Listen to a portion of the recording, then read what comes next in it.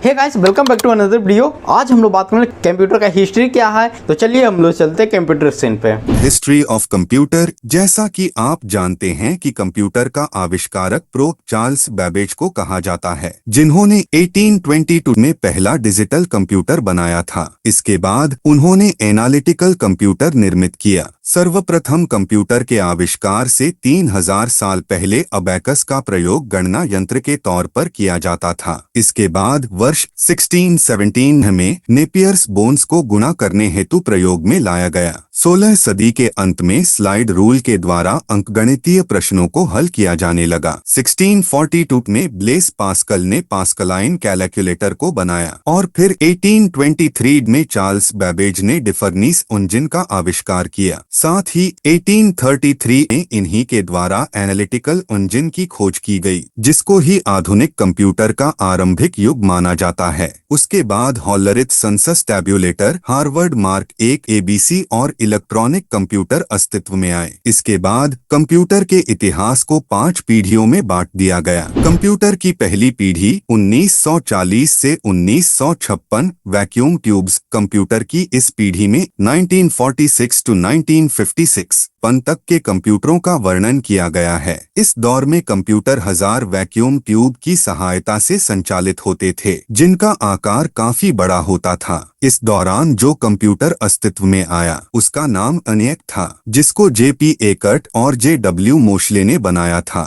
इस पीढ़ी के कंप्यूटरों को चलाने के लिए ऊर्जा की अधिक आवश्यकता होती थी। साथ ही उनमें मशीनी और असेंबली भाषा का प्रयोग किया जाता था। प्रथम पीढ़ी के कंप्यूटर में एडसैक, IBM 650, यूनिवैक 1, IBM 700 प्रमुख थे। दूसरी पीढ़ी 1956 से 1963 ट्रांजिस्टर्स। इस पीढ़ी में वैक्यूम ट्यूब की जगह ट्रांजिस्टर ने ले ली थी। इस पद्धति से निर्मित कंप्यूटर विलियम शोकले द्वारा तैयार किए गए थे। इन कंप्यूटरों का आकार प्रथम पीढ़ी के कंप्यूटरों से काफी छोटा था। साथ ही इस तकनीक के आधार पर तैयार किए गए कंप्यूटर की प्रोसेसिंग गति भी काफी तेज हो गई थी, जिस कारण यह अत्यधिक समय तक चलन में रहे। इनमें भाषा के तौर पर एल्गोल, स्नोबॉल, फोर्टन आदि का प्रयोग किया जाता था। दूसरी पीढ़ी के कंप्यूटर में डाटा को सुरक्षित करने के लिए मैग्नेटिक टैप और डिस्क का प्रयोग भी किया जाने लगा। इस पीढ़ी के कंप्यूटरों में CDC 1604, CDC 3600, यूनिवैक 1108, हनीवेल 400 और IBM 7094 प्रमुख है। तीसरी पीढ़ी 1964 से 1971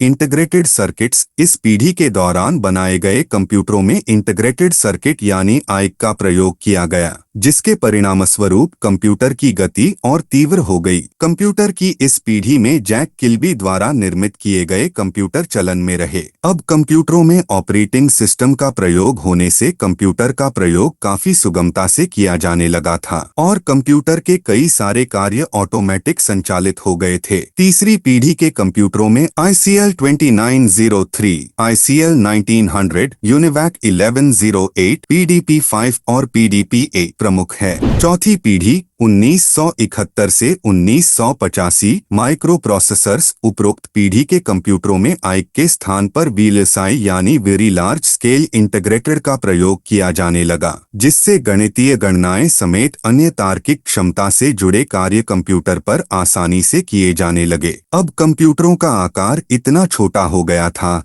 कि उन्हें टेबल पर रखकर भी संचालित किया जा सकता था। इसमें स्प्रेडशीट, डेटाबेस, वर्ड प्रोसेसिंग आदि का प्रयोग भी किया जाने लगा था। इसी पीढ़ी में पर्सनल कंप्यूटर और माउस का भी आविष्कार हुआ था। साथ ही इसी पीढ़ी के दौरान C और जावा भाषाओं का प्रयोग किया गया था, जिसमें क्रे XMP, क्रे 1, स्टार 1000, IBM 4341, 10 दिसंबर आदि कंप्यूटर प्रमुख हैं। पांचवी पीढ़ी 1985 प्रेजेंट। Artificial intelligence. वर्तमान में जिस तरह के कंप्यूटरों का प्रयोग किया जा रहा है या आगे भविष्य में किया जाएगा, उनको पांचवी पीढ़ी में रखा गया है। इनमें अल्सिक चिप वाले माइक्रो प्रोसेसर का प्रयोग शुरू हो गया है। वर्तमान समय में ऐसा कोई क्षेत्र नहीं है जहां कंप्यूटर की उपयोगिता नहीं है। आज चाहे वह रक्षा का क्षेत्र हो, अनुसंधान या चिकित्सा, हर जगह कंप्यूटर, लैपटॉप, टैबलेट का इस्तेमाल किया जा रहा है। आई होप आपको ये वीडियो अच्छा लगा। वीडियो को लाइक कीजिएगा और इस चैनल को जो कि सब्सक्राइब कर लीजिएगा। इसी तरीका के नॉलेजेबल वीडियो जो कि इस चैनल पे आते रहता है, ठीक है। तो इसी तरीका के जो कि और भी वीडियो देखने के लिए जो कि आपको चैनल पे जाना है और यहाँ पे जो कि आपको कंप्यूटर का प्लेलिस्ट मिल जाएगा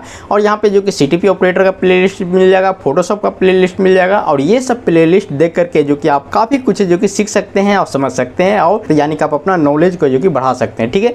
तो अगर आपको नॉलेज है बढ़ाना तो इस चैनल को जो कि सब्सक्राइब कर लेना है, ठीक है। तो चलिए हम लोग मिलते हैं नेक्स्ट वीडियो में।